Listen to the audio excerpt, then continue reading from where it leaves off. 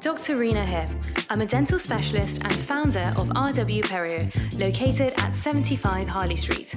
Welcome to my podcast, Life and Smile, where we talk about everything dental, lifestyle, business, and much more.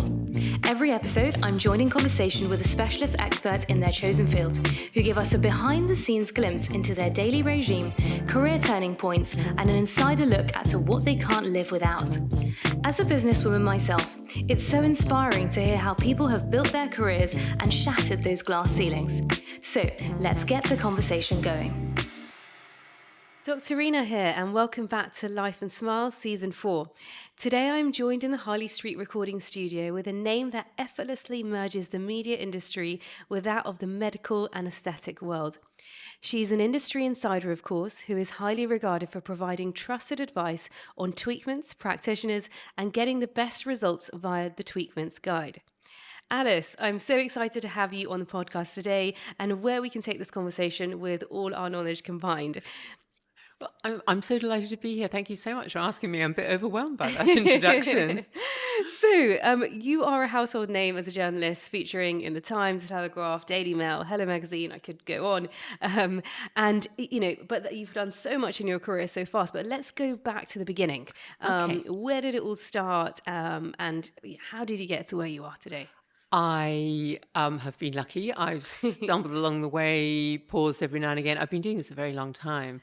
I went from university straight to Vogue magazine, which was very exciting. I'd had an intern position, as you'd call it now, with them the year before in the summer holidays. I'd done 2 weeks there, literally making the coffee or fetching the coffee and doing photocopying. And they said, do come back. And that turned into a proper job, at least sub-editing, which is sort of putting the commas in the right place, getting the grammar right. So not the glamorous side of magazine work, but a really good training. And from there, I went to the Telegraph about 18 months later, and I had a column on the Telegraph writing about shopping stuff, which was fun. I moved around the Telegraph for about 10 years. A pivotal moment, I heard you mentioning pivotal moments, was I lost my job at the Telegraph after 10 years. I was on maternity leave, and that is the kind of thing people say shouldn't happen, but it did. And I think that was really crucial because I became freelance, had freelanceness thrust upon me. But it was brilliant because otherwise I'm a pretty cautious creature and I could have sat there not really doing what I wanted, perhaps for quite a long time. And as a freelance, it's turned out I've had so many opportunities. I got into writing about health and beauty. That led to writing about aesthetics because I was writing for the Evening Standard and the editor there sort of said, there are all these doctors doing stuff, lasers, beauty injections. This was the late 90s. Get out there, find out what's going on. So I did, and I was fascinated. So I've been writing about non-surgical cosmetic procedures or tweakments, as I like to call them, for a while, ever since then. And it's such a compelling industry to be in, that's sort of how it's all joined up together. Yeah, no, amazing. It must have been quite scary as such, like being forced to kind of freelance. How did you feel at that point, and sort of how do you then navigate a completely, different landscape as such? I thought I'll be cool about this. My baby was only 3 weeks old. She was my second, and I had an answer phone and I had a desktop. And I thought, well, I'll let people know I'm here and I'll wait for messages to come in. But it just took off right from the beginning. So it was much easier to navigate than I'd anticipated. I had thought I'll sit here and while on maternity leave and playing with my lovely children, I will stick all those photographs in albums that have been building up that I haven't got around to in the last 10 years. And now I still haven't got round to it somehow. There's so many pictures, but maybe a retirement project. Maybe. And you've been involved in so many different topics, and you've mentioned you've really gone into detail in the kind of non-surgical health aesthetic side of things. Are there any real pieces that have stood out for you, or certain things, topics that you've really loved being involved in as such? That's such a good question. As a journalist, I'm normally sort of following along behind what's going on. And what's really interesting at the moment, besides all the increasing number of energy-based devices and new techniques with injectables, is the regenerative medicine side of that. I don't know if you're seeing that in dentistry as well. Absolutely. We do exactly the same thing in terms of trying to regenerate what's been lost. And it's before we were quite kind of aggressive and what we call resective with approaches. But now you're right, everything is about regenerating. So we do very minimally invasive surgeries where we regenerate the bone that's been lost in gum disease and things like that. So, and it works really well. So that's amazing, because usually you think with teeth, you've got to preserve them because it's otherwise you will lose it and you only have that one set. With a lot of the aesthetic procedures, you can kind of cover up for the bone loss with using fillers to resculpt the face, or you can reintroduce volume. But there's a lot of people who are now looking at the whole area of what they can do to manage how they look at as they age, but without using the existing methods. So they'll be looking at using things like autologous fat transfer, using their own fat to prop up the contours in their face, or what you can do like PRP or PRF, that's platelet-rich plasma, derived from your own blood, how that can be used to regenerate your skin. What can be done with stem cells, your own stem cells, or all the exosomes that are creeping in from around the world. And exosomes are, for people who wonder what on earth I'm talking about, they're like tiny messenger molecules. They're intercellular messengers, and they really get going when there's wound healing needing to be done, when you want to rev up the sort of production of collagen and elastin in the skin. So these are offering huge potential for stuff. So it's all out there. It's all going on. I have the opportunity to travel around the world and go to the industry conferences to talk to experts in the field. So, I mean, that's what's so fab about this job now, having a business in this area and having the network that I've built up over the years as a journalist, because I can reach all these extraordinary people and learn from them about what's going on. They often they will always tell you about why their work is good and why everybody else's work is rubbish and possibly dangerous. So you have to keep asking everybody the whole way around the circle to gradually build up a picture of how things actually are.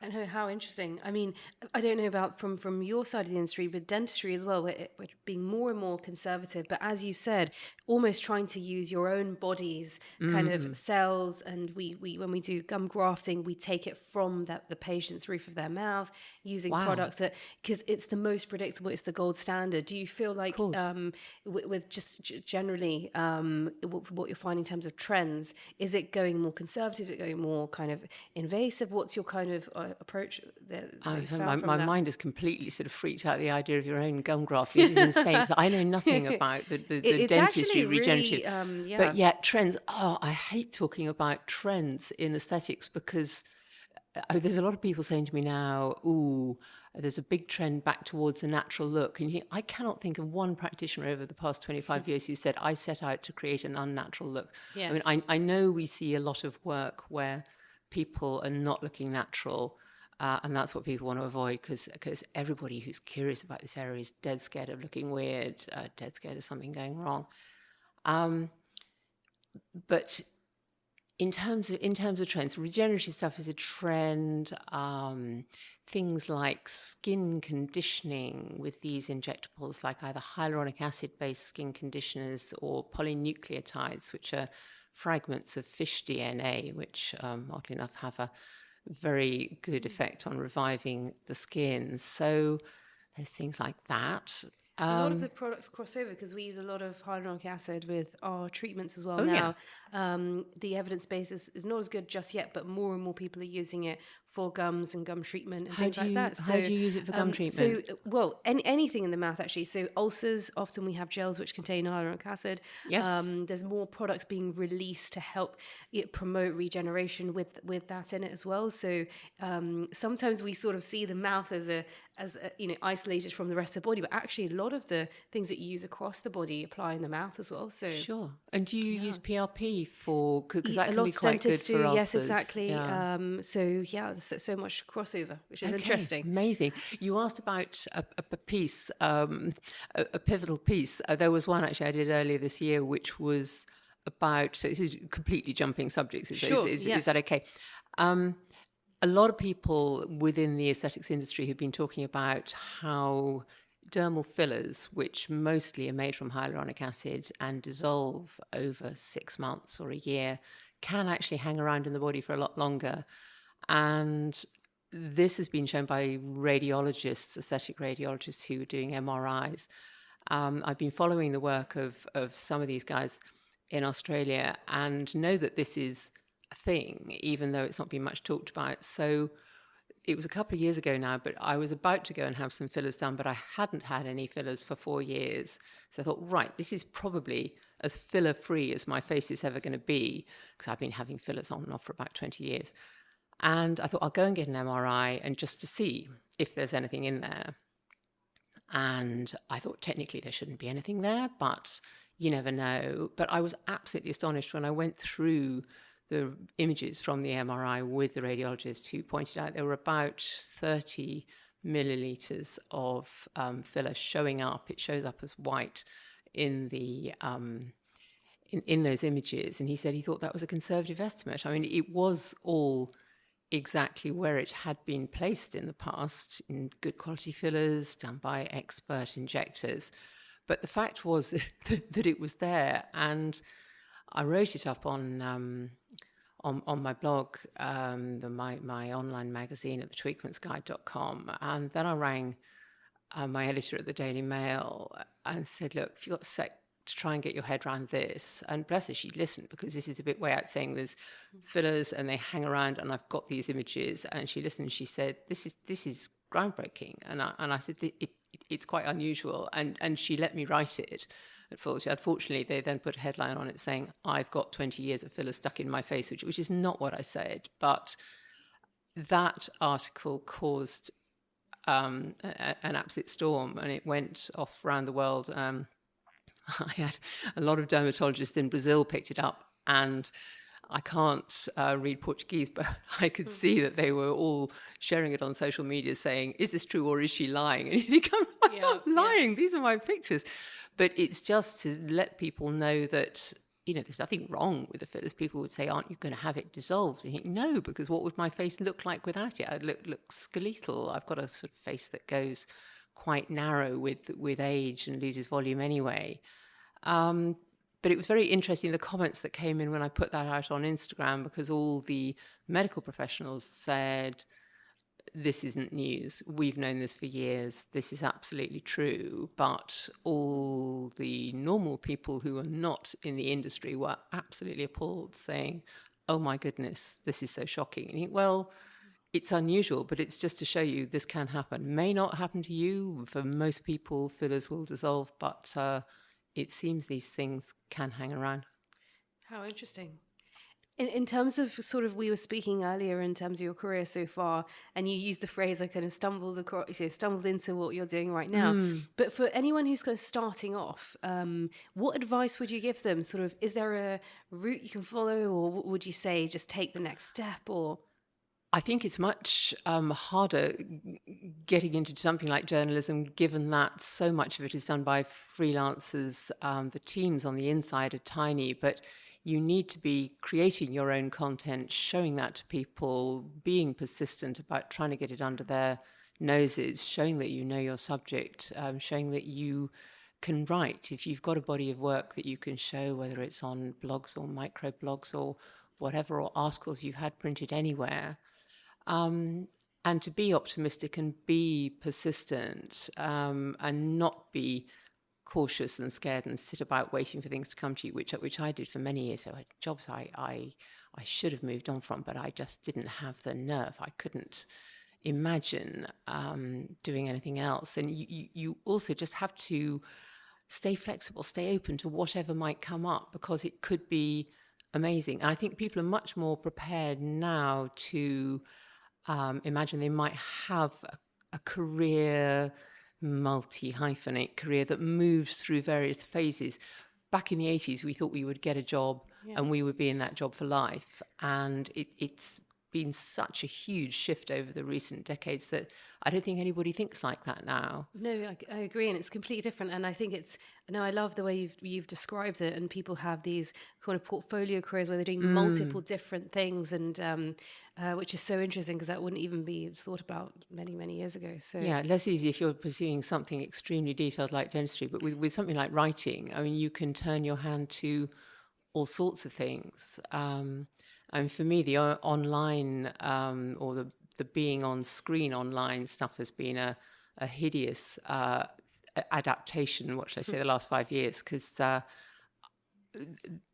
only really became known as an aesthetic specialist, aesthetic journalist specialist in the last 6 or 7 years, probably, because there wasn't that much appetite in the mainstream media for these pieces. I mean, I have been known for a long time for writing about all these things I've tried out over time, and for being prepared to share the detail of what goes on for good or bad.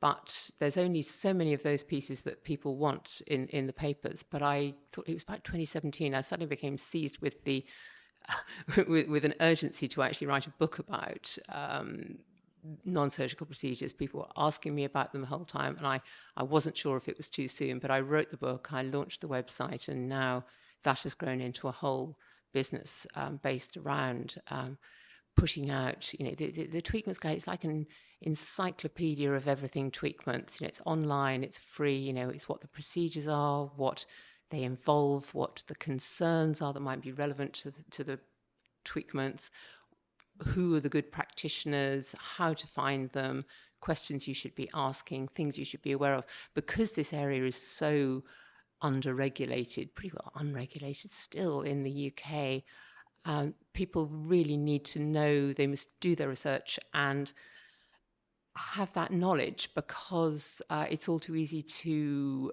go to somebody who seems like they have a flashy website, and in fact they have very little training and very little experience, and things can and do go wrong. But it's all out there. People just need to really protect themselves by learning about it. I think a lot of people have begun to feel, because these things are quite widely available, that they're like beauty treatments, and they are not. They are medical procedures. They're cosmetic in their effects, but they're cosmetic medical procedures, and I think people need to take them a bit more seriously. For sure. And I guess the point you made about sort of the technology side is interesting, because I think that's fueled, I guess, would you agree, having that digital content, that instant access available, and so many different sources, it can just fuel and amplify people's message. It can get so confusing for the consumer. It can. So they need to find a few people they can trust and follow them. I think so. I'm not very good at keeping a straight line through this, am I? What I was trying to say was that I've always been able to sit behind a keyboard and think and write, and now having to be up in front of a camera most days, even if it's just chatting to the iPhone about what I'm seeing and what I'm doing, that has been a very big learning curve. But hey, we can all learn new things, and I still do get to write to excruciatingly tight deadlines for the papers, which is fun, because they will ring up and say, hey, Jennifer Aniston just shared this pictures of this mad thing. Do you know this? What is it? Can we have 800 words in the next 90 minutes? And you think, okay. It must be nice to have that variety, I'm sure. And you're traveling the world, you're meeting all these aesthetic practitioners. It must be quite inspiring to have conversations with them. But what inspires you on a day-to-day basis? What keeps you interested in the topics and keeps you inspired every day? That is a good question. It's just having the opportunity to work and create content in an area that I still find completely fascinating.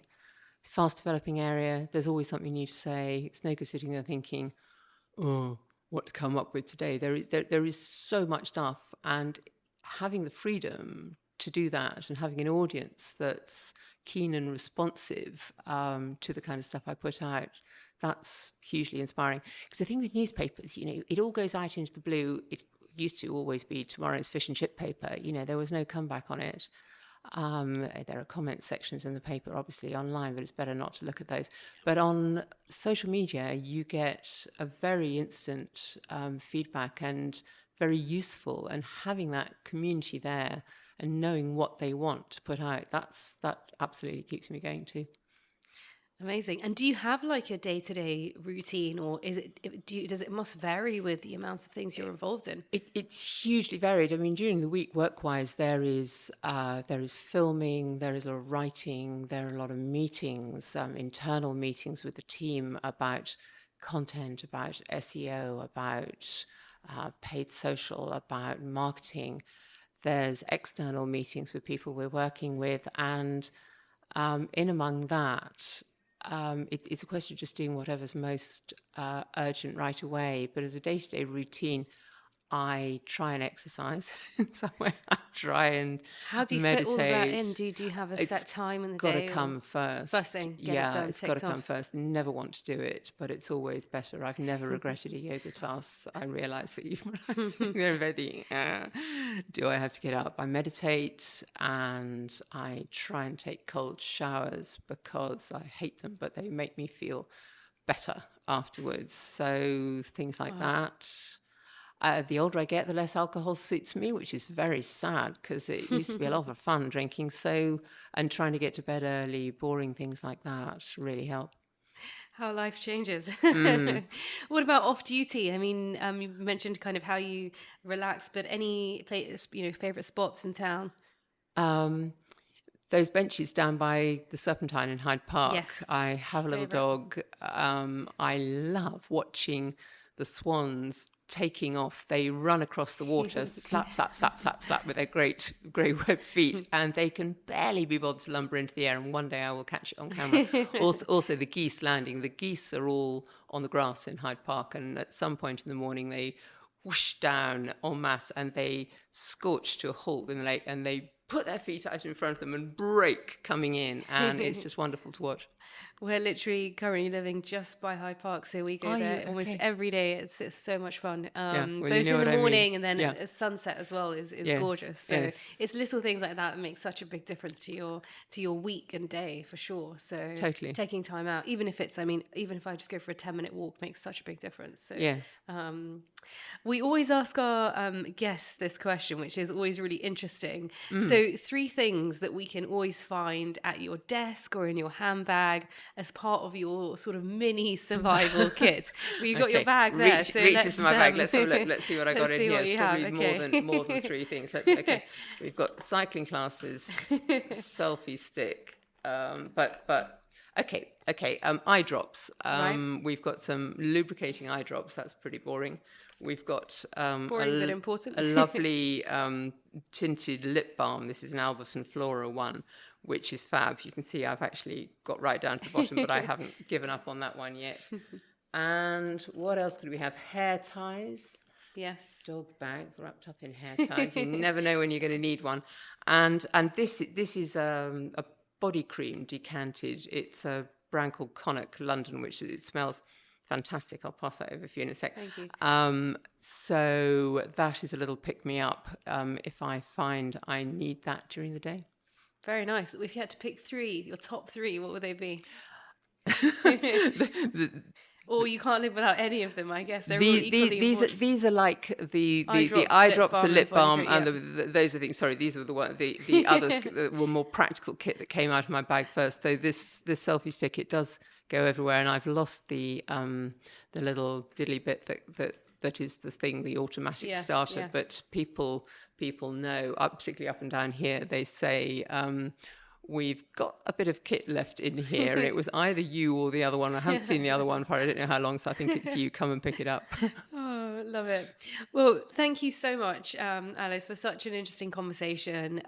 It's so inspiring to speak to you, and it'd be great to speak to you again and see how the landscape's changed maybe in a few years, because it's all changing so quickly. So thank you so much. I'm sure we'll see you back on Harley Street very, very soon. And yeah, thanks for being on our show. Thank you so much for having me.